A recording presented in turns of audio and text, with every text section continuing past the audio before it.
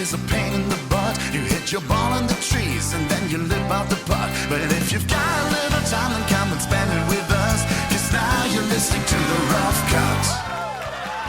Hello, and welcome down to another episode of the Rough Cut Golf Podcast, where you join us after our many adventures in Turkey. I'm joined here by Mick, I'm joined by myself, Kieran and Jacob. Well, we're going to be talking about the trip to Turkey where we're over there with Rick Shiels, about the Internet Invitational, which has been literally all over the planet and back, which is now apparently on the slate for 2026 with a much bigger prize. And then also the most hotly debated question in sports finally gets a definitive answer, maybe.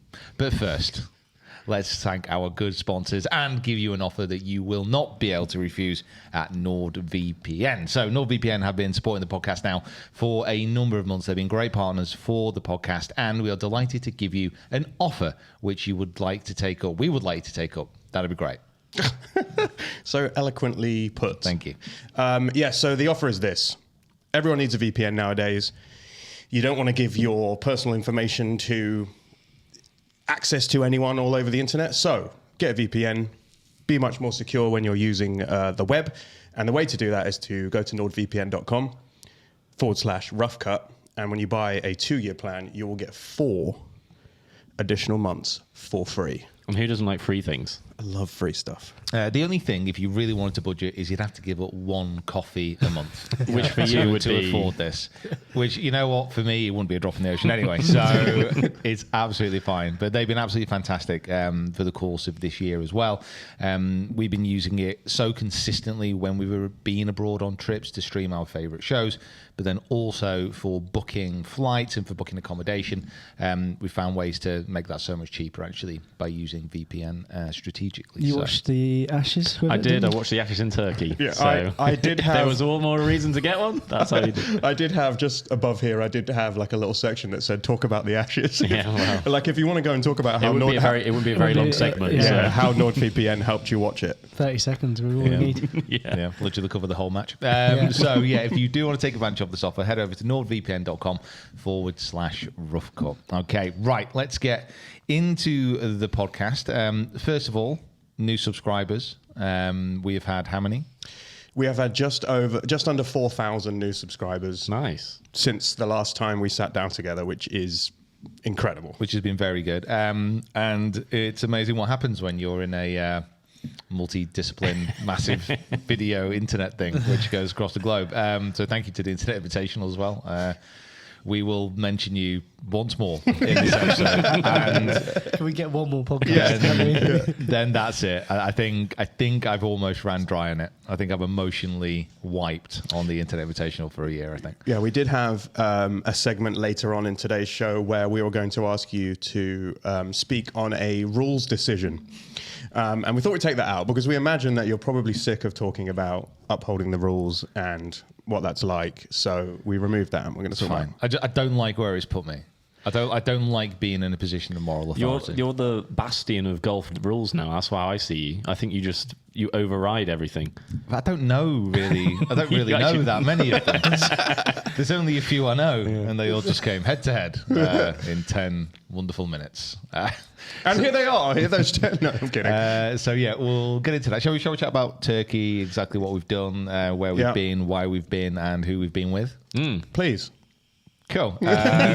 So we've just come back from Turkey. Golf Breaks did a great job actually organising this itinerary, where we stayed at the glorious Serenity Hotel, which was absolutely wonderful. Definitely be staying there again. And we played in order Likia Links. Yep. Then we played at Carrier. Yep. Then we played at National Golf Club. Correct. Then we played at Gloria New. Also correct. Then we played at the next course, which was Montgomery, yes. Max. There and you then go. we finally finished off at the Sultan course. Yeah, well done. Wow. There you go. Thank you very much. I remember those You remembered 6 things. all by myself. For a man who can remember every golf shot you hit, for that kind of Outside of the golf, actually, no, it is golf. Yeah.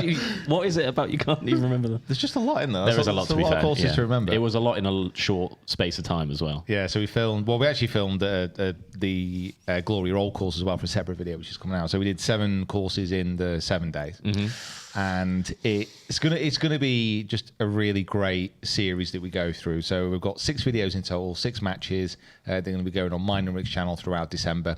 First video is on the slate for the 8th of December, and then that's a Monday, and we're going Monday, Friday, Monday, Friday, Monday, Friday until Boxing Day. Yes. So just after Christmas, when you're sat there on the couch, unable to move because you've eaten so much food, you just feel disgusting with yourself. We can cheer you up by watching a YouTube video. Yeah. Not that that's what I'll be like. I'll be making my Boxing Day curry at that point, I think. Is Boxing Day curry a tradition in the Finch household? Yeah, I think it's a tradition in a lot of houses, I think. Do you reckon? Yeah, this is mine as well. Lauren was talking about having a Christmas Eve takeaway. Is that a thing? I've never had one of those before. Sometimes, yeah.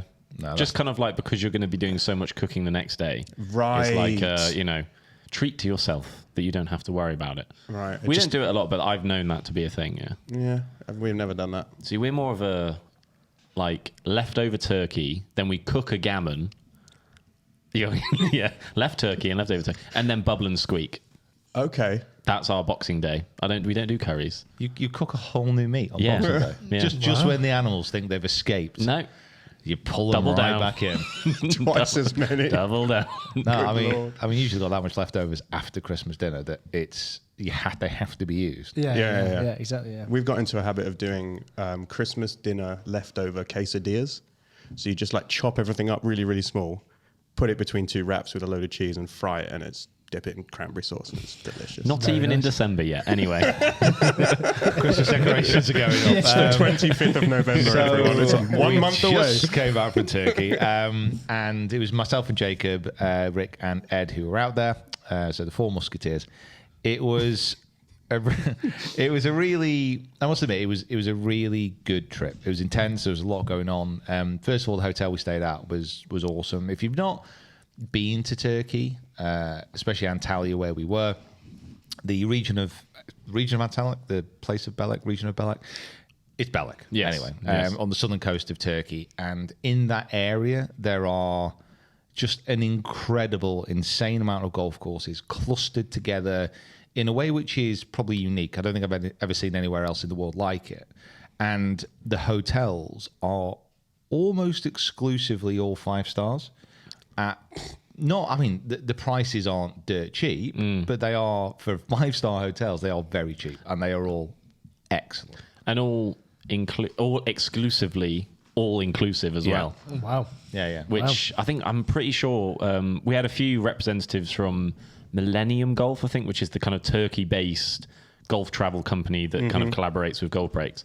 And I was speaking to one of the guys, and I'm pretty sure there's 16 courses in the row that you can go to, and 55 hotels all in that kind of breadth. So, I mean, you've got whatever you want to, pick your poison, really. It's honestly, I can't recommend it highly enough. Every time I've been there, it's just been absolutely fantastic. I've been there on about 3 or 4 golf trips, all filming, and then I've been over there once as well, just on holiday. So. I don't know. This is maybe to mark the time of this, and if it can stay in or not, I don't know. But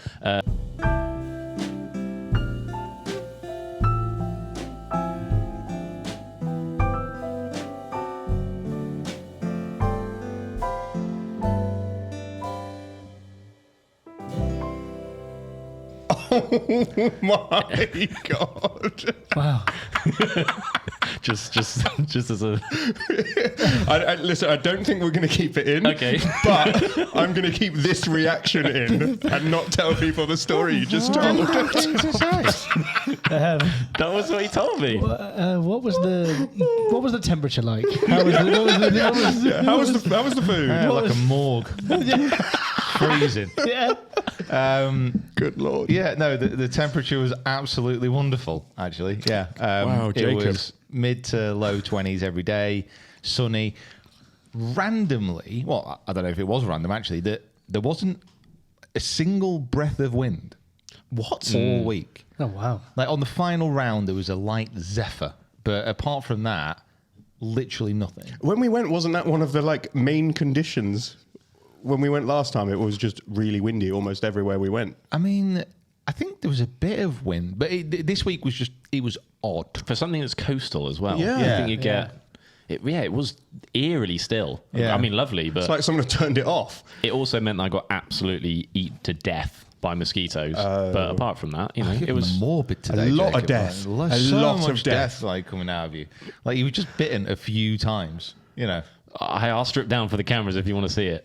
That's on the X-rated membership platform only. And brings on to our OnlyFans. Also, probably needs to be cut out, but that's fine. Yeah, I have absolutely no idea.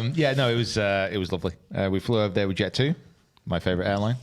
Apart from on the way back, we were shoved in the back on the way back. Yeah, Jacob said he was like squished between. I was in a Finch Shiels sandwich. Yeah, he was like in a sandwich of 4 million subscribers. Like. Yeah, there was just I think on the way back there was this really cute baby in front of us as well. Yeah. Which was just adorable. Like I love kids. They're great. Aren't they He the was best? good. He was good. He didn't make any noise when we were flying. I know. I mean, there was that first hour where he was screaming, but You had your apart from headphones that- in. I got You probably had your AirPods in. really good at peekaboo though. Did you I actually? was really good. I think I won. Yeah. That's why he started crying, because Jacob beat a child. The kid was like, I must try harder. Neil Warnock was on the trip over with us. Yeah, what the hell? Tell this story. I mean, that's not too much to tell, really. But like, we went Neil to Warnock was on our flight. we got to the gate, and he was fully kitted out. It was like he was ready to step off the plane onto the golf course. Probably had a tea time that day. Probably, yeah. He had his RLX like vest on. The Ralph Lauren one, but it was like a knitted one. He wouldn't. I think that fits Neil Warnock perfectly. Yeah. To American listeners, Neil Warnock is a football manager who's a bit of a cult hero in sort of some regards. Yeah. And yeah, it's always. I think. I don't know. I suppose it's kind of different for other people, but like when we see people like that, that's also how some people react to seeing Pete or seeing Rick or things like that. So I don't really kind of resonate with it so much anymore because it's like, yeah, it's another person, but it was also quite cool, Did you go and say hi? No, we didn't talk to him. I did get a clip of him walking onto the plane, so Oh, nice. Drop that in. yeah, Nice. You got So a good. clip of him walking onto the plane. yeah, Like walking down. paparazzi'd him? No, like filming for like B-roll and stuff like that. B-roll. Yeah. Your personal collection. Hey, Bagged another footy manager today. There were a lot of people that when we got to the hotel, we didn't realise like it was the Turkish Airlines Amateur World Cup, or I can't remember the Turkish Airlines Amateur event, whatever it was, which I don't really know a lot about, but I now know I think it's the biggest amateur kind of World Series type of comp like this in existence. Wow. So they had qualifiers in every single country which Turkish Airlines fly to. And Turkish Airlines fly to the most countries out of any All airline. the countries, yeah. Like officially the most. Really? Oh, actually? Oh, cool. And what was quite funny, and we met a lot of golfers obviously coming up saying hello. And what was really random is like so many expats from different countries were playing in qualifiers where they were now living. Yeah. So like Dave from Dudley won the qualifying series in like Saudi Arabia, and then he played the final in Turkey. And Representing Saudi Arabia. yeah, like that's a guy, so sick. a guy from South Africa won in Singapore, and then he was there, so he was representing like Singapore. That's cool. It was everybody from all over the world. It was such a wild kind of mix, and they looked like they had the best time. Did you see like any of them play, or where was it going on? I don't watch that. Oh, right, you don't really watch. it was at Gloria because they stayed at the Gloria Serenity. Such an idiot. They played the new and the old on the days that we were there as well, actually. Right. So we teed off basically in front of them, but we were pretty good when we. I think we got ahead really quick with filming and everything worked like really well. That match, oh my god! When that match comes out, Yeah. wow. Honestly, when these videos come out, I think we've not really done that many of these types. So, like a series of videos all linked together over 2 channels over the space of what's going to be 3 weeks. So I really think we've done one of these for a while at least. And yeah, they're going to be well worth a watch. Honestly, they're great. 100%. For what reason? Quality of golf, like banter. Like what was the? Honestly, like the quality of the golf surprised me. there was obviously patches where we played a bit crap, but the actual amount of birdies and eagles, almost hole outs, it was really good.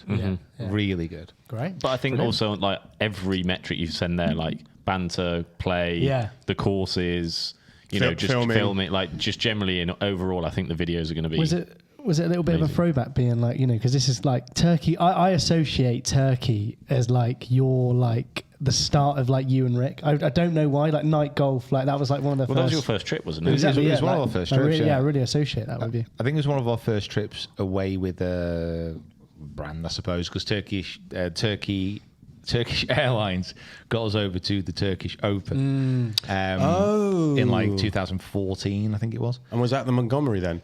That was when it was in Montgomery, yeah. And we were over there with like me and my golf. We played night golf for the first time. Didn't Tiger play in that one? Who won that year? Brooks won that year. Yes, Kieran, I love that. There's a picture of him holding the trophy, and he is like a baby-faced or like baby fat, like that's Brooks. Like he's very. That's his European Tour days, isn't it? Yeah. Elite Brooks. Yeah, back when it was good. Likeable. So Ish. we did, and it was a bit of a rehash. We played some of the courses that we played before. I mean, Carrier, I think, is probably my favourite over there. I think I played so far, just like condition-wise, design-wise, but also it's like the best night golf that I've played. Have you played all of them? Have you played? No. Oh, right. No. It's like there's more that open up as well. Right. Like, it's not like it's a static. These have been here for 50 years. Yeah, because when we went, they were the other side of the road from where all the hotels are on the right. The other side of the road, there was signs for like this new Faldo course opening like next year, and this 36-hole complex opening in 2 years' time. You're like, how can you fit more golf in this tiny area? But they're all packed. Like, they're all rammed. Like, there's so many people that go there now. Honestly, I love it. I absolutely love it over there. I think the biggest thing as well was that I think when you go to Portugal or those kind of like golf destinations, it is more predominantly British. Whereas I think here it still showed, but there was a lot more spread, a lot more Scandinavian. I felt like anyway. I don't know if you. It's a bit of a different vibe as well. So if you go to Spain or Portugal, like from my limited experience, when you go to Spain or Portugal on a golf trip with the lads, you're kind of playing golf, but you're going out, you're getting battered in the evening, like you're turning up the next day. It's kind of like a golf trip, but it's also like a lads trip. When you go to Turkey, because of where you're staying, because there's not really a lot to do outside of the hotels and golf, it feels like a bit more of a grown-up vibe to it. So everyone goes home and stretches. You go home, you have your sauna, you have your beautiful all-inclusive food, you get your free drinks and stuff, but you're not there. There's no club. Well, there is a club in the hotel. There was a club in the hotel. Insomnia. Was it good? Really? We didn't go. We didn't go. There was bowling lanes, bowling alleys. There was snooker and pool tables. There was a whole arcade. There was a table tennis table.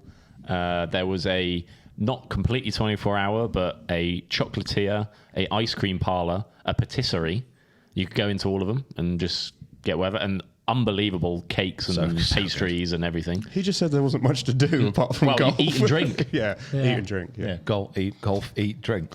Repeat. You said you're not going out to like Aberfure Old Town after. Exactly. Yes. Like you. Yeah. Exactly. Yeah. Exactly. And hey, we didn't test the nightlife. It might be great, but I mean, I've been out into kind of the town before, and there's like restaurants and stuff and a few bars, but it's not Aberfure. I think also to say the fact that you literally can, you literally can play 36 holes of golf every day because of the night golf. Yeah. Like it's like Turkey is like almost becoming the destination you do that. Well, when we played National Golf Club, that had just installed floodlights onto the back nine as well. A lot of them were doing that, weren't they? I'm pretty sure, is it next year? The Nationals holding the Turkish Airlines Open? Yeah, I think it is. Yeah. Which kind of goes to show that in that area, the actual quality of the courses as well is really high. It's not like there's many duff ones. Well, there's a few which I think are better than others, but like majority of them are just really good like courses and can be championship courses off the back as well. Yeah, so if the Turkish Airlines want to invite Peter Finch to come and play as a sponsor's exemption to the Turkish Airlines Open, you he knows it well now. So, gratefully accept. Yeah. Might do, might not. Okay. Tried to help you out there, didn't work. Why not? My time's very, very valuable. do we have a name for the series? I was speaking to Jacob about, we're putting it in the diary and I'm loading my footage in to start editing my video, and I wanted to title it something cool and pithy. Have we thought of something that we could call it? You kind of like spoke about, because there's I think Turkey in golf clubs almost around this time of the year. There's usually like a comp. There's like the Turkey Trot. Oh, okay, the yeah. Turkey Thanksgiving. Yeah, I don't know. Like, do you know what I mean? There's that kind of it's a golf club tradition. It's a golf Turkey tradition, trot. Turkey something. So if there was anything that we could kind of incorporate in that, but then I don't know. Like, I think just it being the Turkey series. Maybe. I think Turkey are trying to go through a bit of a rebrand, though, aren't they? Have you noticed how in the last 6 months it's not Turkey anymore, it's Turkey. Yes. They're trying to There's authenticate there's it with umlauts and apostrophes everywhere now. Yeah, there's a Y in there, but not at the end. They're trying to, I think, move away from Turkey, probably because of this exact reason. Because ignorant people like us have no idea. Sounds more bougie. Turkey. Trying to move away from all the 7 to 8-year-old questions of, oh, this place called Turkey. What do you mean, like Turkey? Is this where Turkey's come from? What was it to say thank you again? Shake-a-da-dum. Shake-a-da-dum. Shake-a-da-dum. He sounds like you're playing the drums. Shake-a-da-dum. Shake of the drum. Shake-a-da-dum. Well, I had a really nice analogy. I was like, if you're going to a strip club in the UAE, what would you do? Shake-a-da-dum.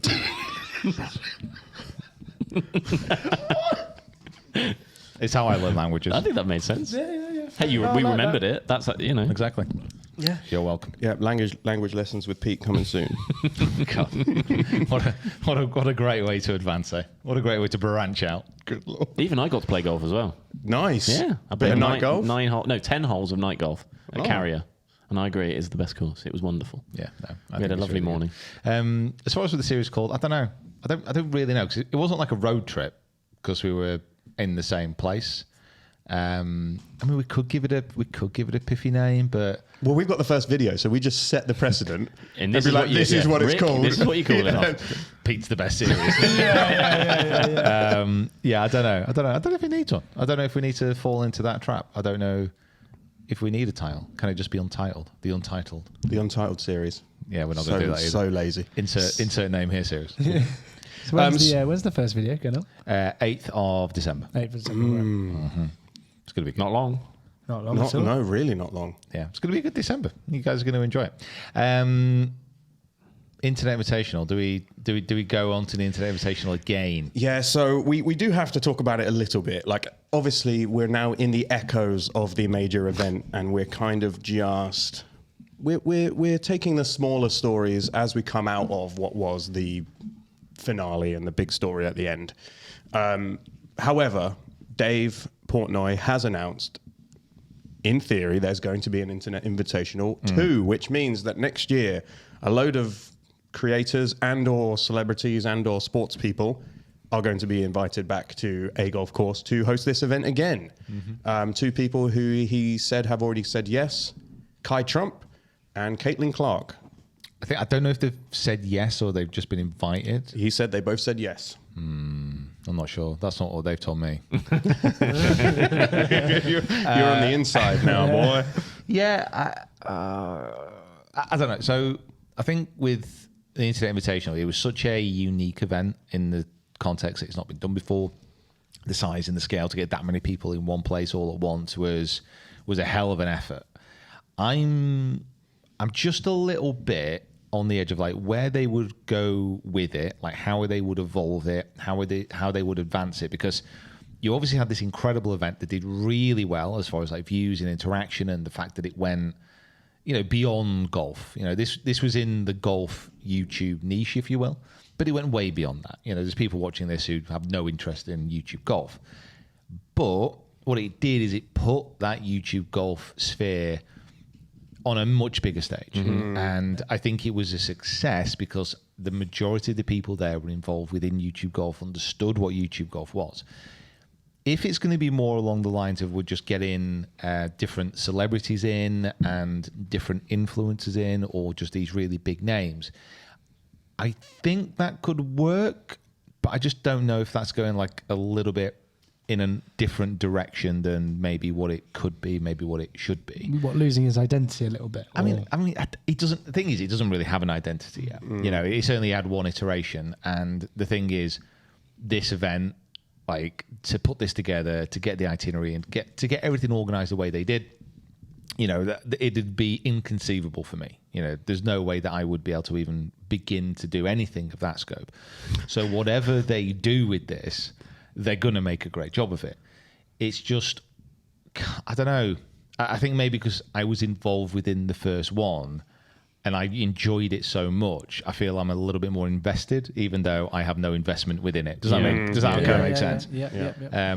So it's, I don't know. I think having a much bigger prize pool is interesting as well. Yeah. So I think he said $10 million he's going to aim for. Yeah, which so is obviously 100% increase, 90% increase. What's maths? No, I'm going to let you sit. 1 million to 10 million. It's a big increase. I think it's, It is. isn't it a 1,000% increase? No, 1,000 times 1 million. Well, 100% is a million. 200, No, 2 million would be. It's a percentage of what the increase is, though, isn't it? You don't start off at 100%. So it would be 900% increase. Or 90%. I don't know. Maths with Pete and Kieran. Thing is, I make absolutely no airs and graces about being crap at maths. I don't understand numbers. You know, it's not my bag. But Kieran actually is good at maths, and this has stumped him. No, it's got to be 1,000 because 100% is a million. So if you're now timesing that by, But why is a million 100%? Why are we starting at 100%? Because that's Because your that's 100, what you that's already your- have. that's your- That's what's your- your- that's yeah. your whole. But if you start at 2, what's the increase amount? Yeah, That's so what we're looking at. so say it was 2 million to 3 million, it would have increased 2 million by would be 100%. 50%. Yeah, so why would it have increased 1,000% from a million to 10? Listen, I'm on your side. No. I think it's 900. Sorry, guys. 900. So anyway, Sorry. It's not. so hopefully everyone at Barstool, has access to accountants. They'll have the because- maths on lock. Wow, what a shocking indictment of the British state school system here. I've let my mother down, my brother down. Both of them are maths teachers. Unbelievable. And you went to a really fancy school as well. So it's going to 10 million, is what he said. And I think he's right in the sense that he said, they proved the concept, the views were massive, they had sponsors involved, and those sponsors probably got way more exposure, way more bang for the buck than they actually put in. Yeah. So, the next iteration, they could have bigger sponsors, they could have more money to invest in it. It could be a ridiculously massive event. But it's who they want to play and who they want to attract. Because, I'm very much aware that within the YouTube golf space, we have a pretty decent sized channel. We've been around for a long time, and we do have a certain amount of kudos within the golf YouTube community. But if they start stacking it with Kai Trump, Caitlin Clark, like loads of NBA guys, American sports, the only thing I'd fear is that we'd probably get squeezed out at the end of it. Yeah, so the bigger names wouldn't necessarily hold the same kind of golfing weight as, it's the point of it. I thought was about it was people on the internet. It's called the Internet Invitational, and if they start inviting, celebrities, singers who Play the also sport. play golf, Yeah. you're like, okay, that's great. It'd be very interesting to watch Kevin Hart versus Justin Bieber. But do either of them spend all of their time on the internet? Yeah. Not really, It's also like what you, obviously they don't know for sure, but is who were your audience? Yeah. Which I'd feel like majority of the people watching it are people who are invested in golf YouTube. And then it's obviously filtered and expanded into other people that may have not sort of delved into it, but they like golf and now they've sort of been bought in. But at the same time, I guess you bring in, say LeBron James decides to play in it or something as a 22 handicapper. Even for me, a sense you lose, because the golf should still be the overarching, you watch, people got so invested in even the stories that were created because of how good Brad was and how, so that part is the thing I'm more concerned that they will go away from the golf side of it. Obviously more from your perspective, because obviously I'd love you to play in it again, but I think that this showed that this was the right way. You can advance it in other ways. And I mean, there's so many other things. Like, do they go back to Big Cedar Lodge? Do they, does the repetition of that become boring? Do they move somewhere else? Does another course, because I'm sure in the same way that these sponsors got so much more than they expected, I'm sure Big Cedar Lodge got more out of it than I'm sure they've got people booking left, right and centre to come and play it. So could they raise the stakes again at where they play? Like, there's obviously lots of different things they could go about it, but I would like to say as I want it to keep it as golf internet invitational players, and then they can expand it in a particular way. Because also one of the things as well is as you've seen, is that Barstool feed off characters.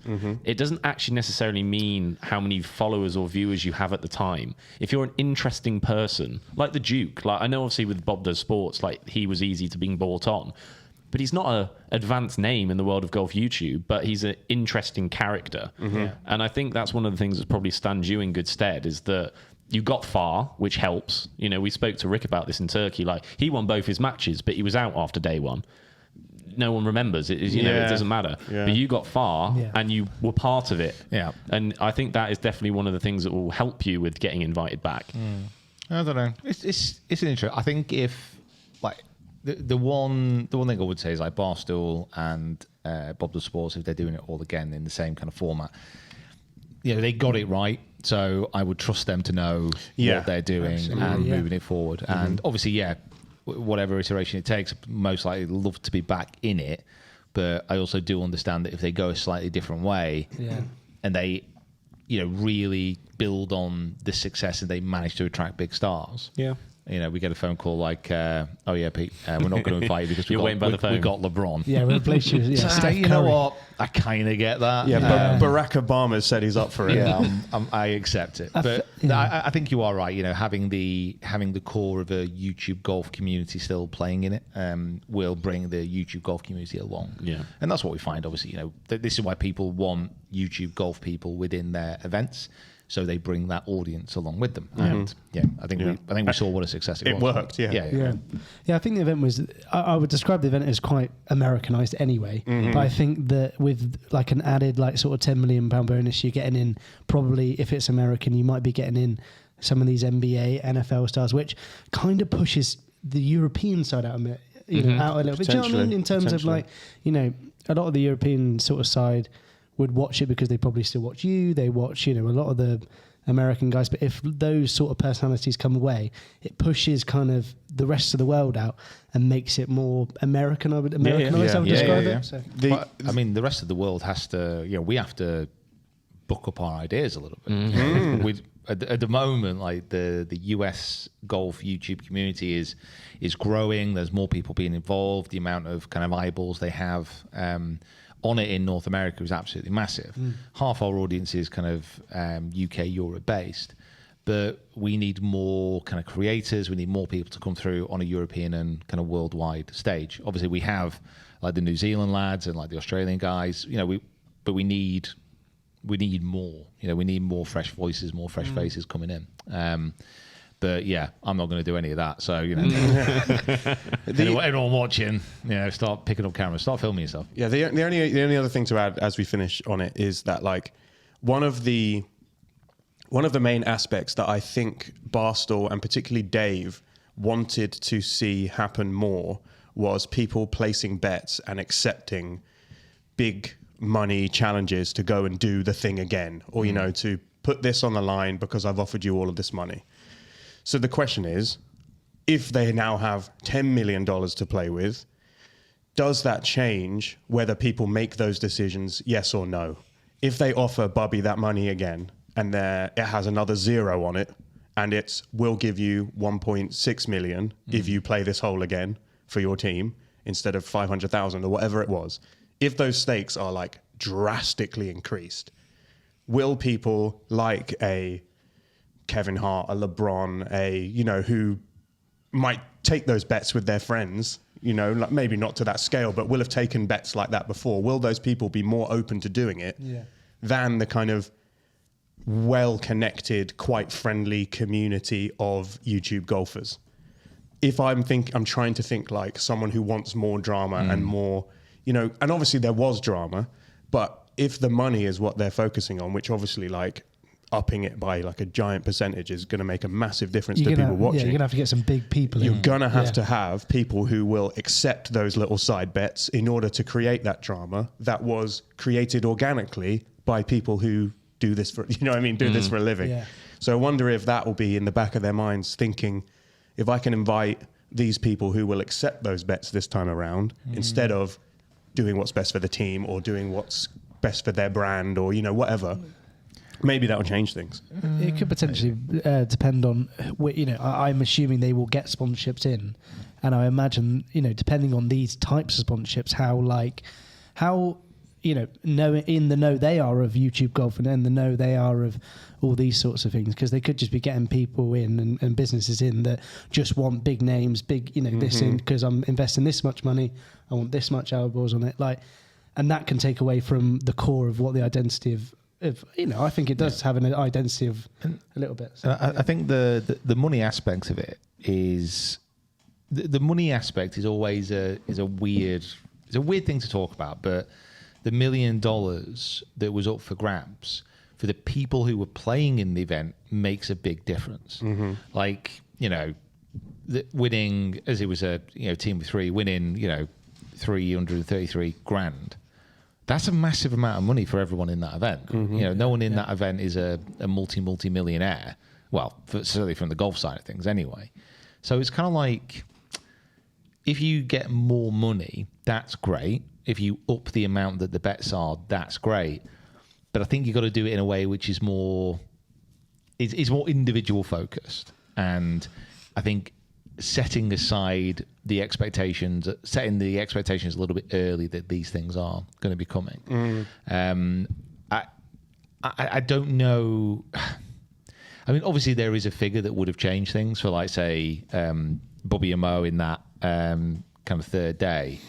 If they're offered X amount more, chances are it's like, well, it gets to the point now where, it really does make a difference. So I wonder if how they do it is at the beginning, you know, when they're doing their like preliminary conversations and interviews, and you know, you played your voice note on their podcast with Rick. I wonder if at the beginning they ask you like what you would spend the money on, and they get you to name a specific thing that you want to do with your money. Yeah. Right? You say, I want to fix my roof. XYZ says, I want to pay off this thing for my mom or whatever, and then they offer you that thing as the bet. Yeah. So you're on the you're still, it's not then an arbitrary. You know, you can see what you're. I will pay to fix your roof for you if you go and play this hole again. Yeah. I'll pay to fix your roof. I'll buy you that car that you want, and I will pay off your credit card debt or whatever it is. Don't have any of that, bro. Yeah, well done. If they offer you something that you have already said you want, and it's not just like an arbitrary money amount, I wonder if that gets people to change their minds as well. That could be fun. I mean, I think so. It's like how do you get that? How do you manufacture that drama? And I'm sure there's ways to kind of do it. I'm sure they kind of understand probably more after this year how that would be possible, and how they could tweak the format and change the format. Yeah, because like people, like I sort of listened to Rick's podcast, and he was sort of saying, like you said, he won two of his matches, but he was out. You know, like big hitters were out early, weren't they? You know, there was still obviously some big personalities in there, but like there was Grant was gone. Like ones, that was so. How can you change it? But I don't know. These are all these questions are all. Hey, we ain't paid to answer these questions. Exactly. We just talk about them. Talk about them in the comments as well. Let us know what you would like to see at the Internet Invitational number 2, and whether money would change your mind. Be very interesting. I think a lot of people. Everyone has their price. Everyone's got their price. Said Jessie J. I wonder how they sleep at night. Very good. Yeah. Okay, so let's just finish on this. This is the debate. Very good. No idea. That was just what is this shrunk to? Thinking what the price tag was on it. Yeah, he was. Yeah. Jessie J is the best singer of our generation, and I will fight anyone who thinks otherwise. It's just kind of sad, isn't it? You know, when people used to quote like Shakespeare or Socrates to each other, and here we are just firing off Jessie J lyrics. Yeah. Wait, say that again. Pete, just stop for a minute and smile. Say that statement. No, just don't accept it. Don't accept the premise. Yeah. Don't accept Jessie J as a legitimate artist. What did Wow. Wait, what did you say?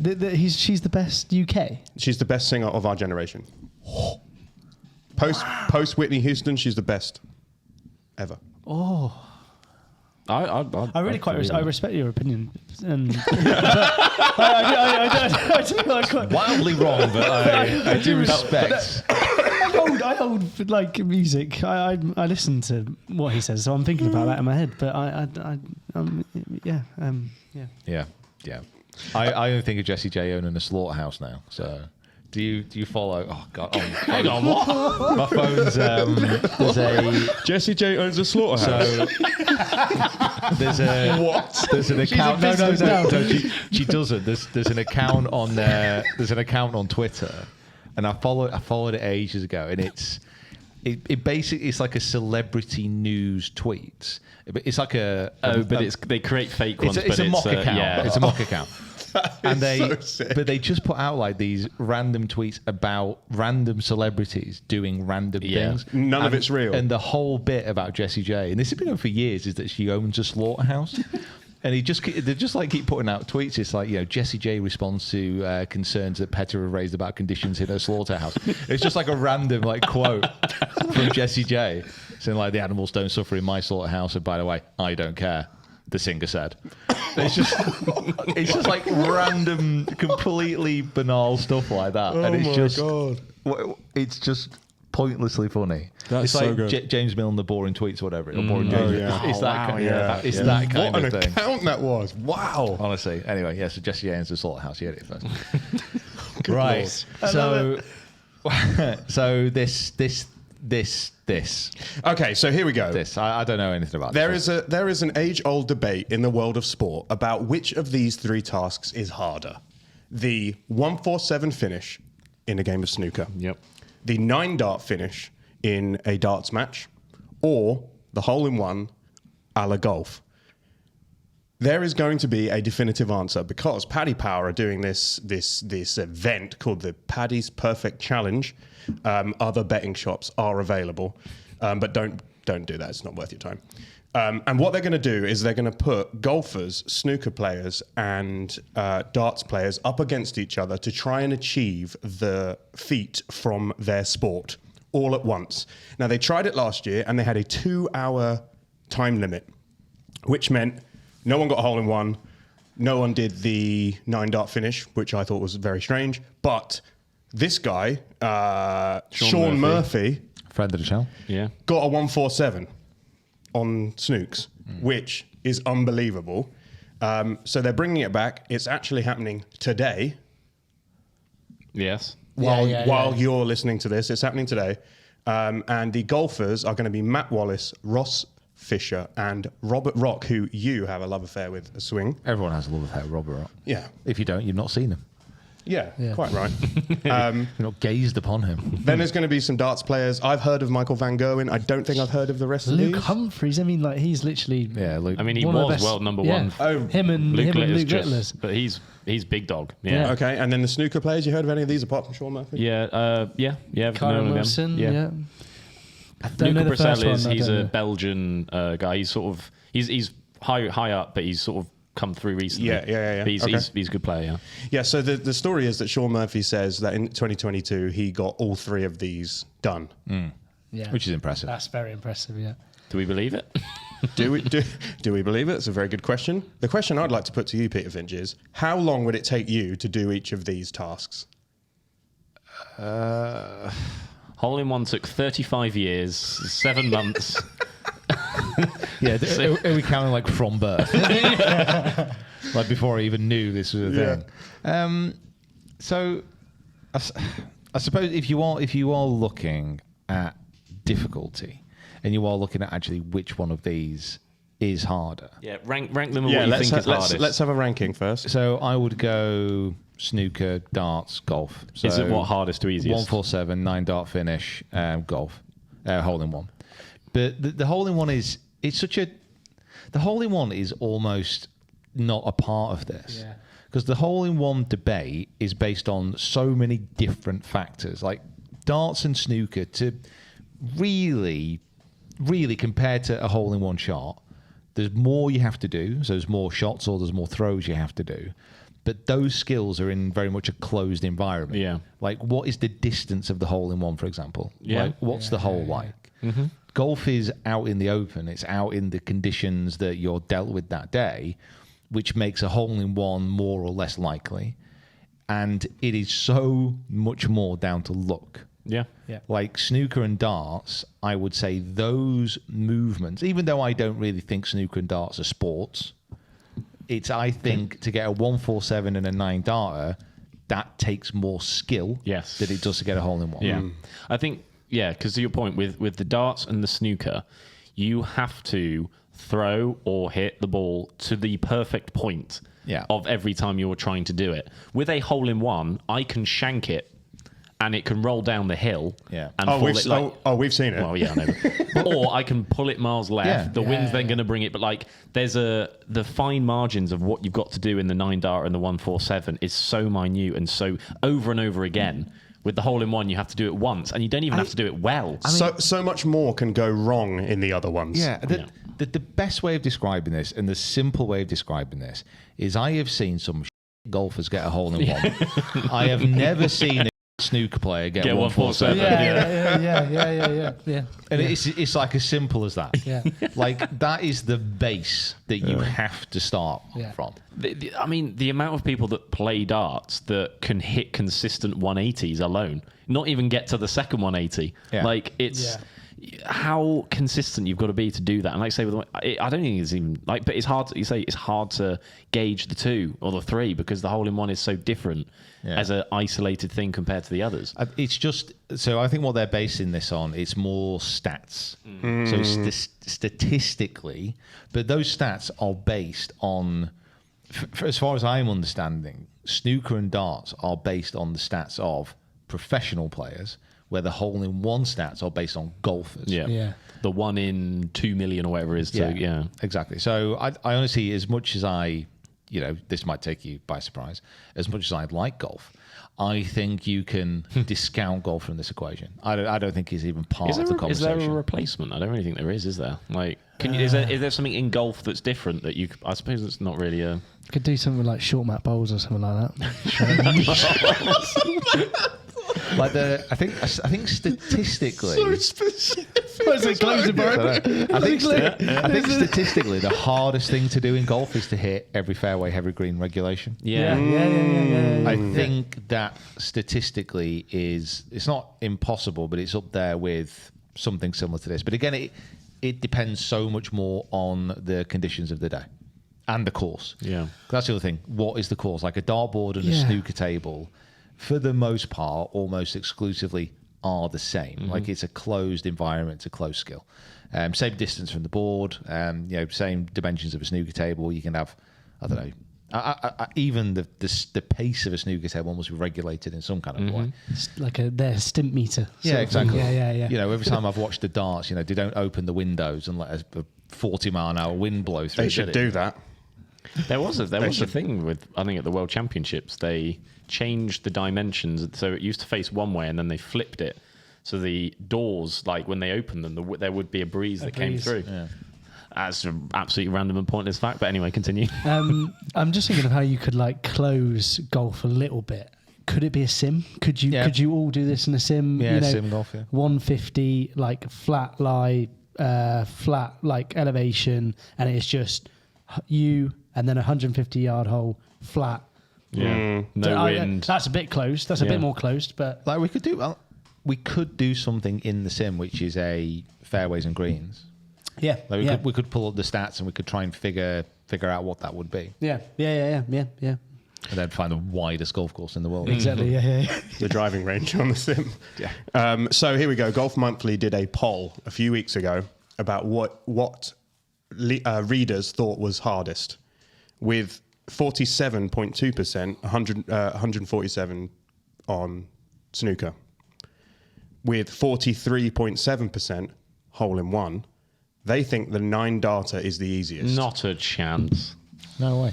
I think the problem is with like darts definitely has an image of the people who play darts are like a pub based beer drinking arrow throwing generation. But I've seen that, Kieran. he's good at darts. To get a 9-dart finish. Have you ever hit a 9-dart? I've never hit a 9-dart, Like- and I've not come close. I'd say you're good at darts, but it's I don't know, like, statistically, maybe this is something like how often a 147 happens compared to a 9-dart finish. It feels like a 9-dart finish happens more than a 147 break.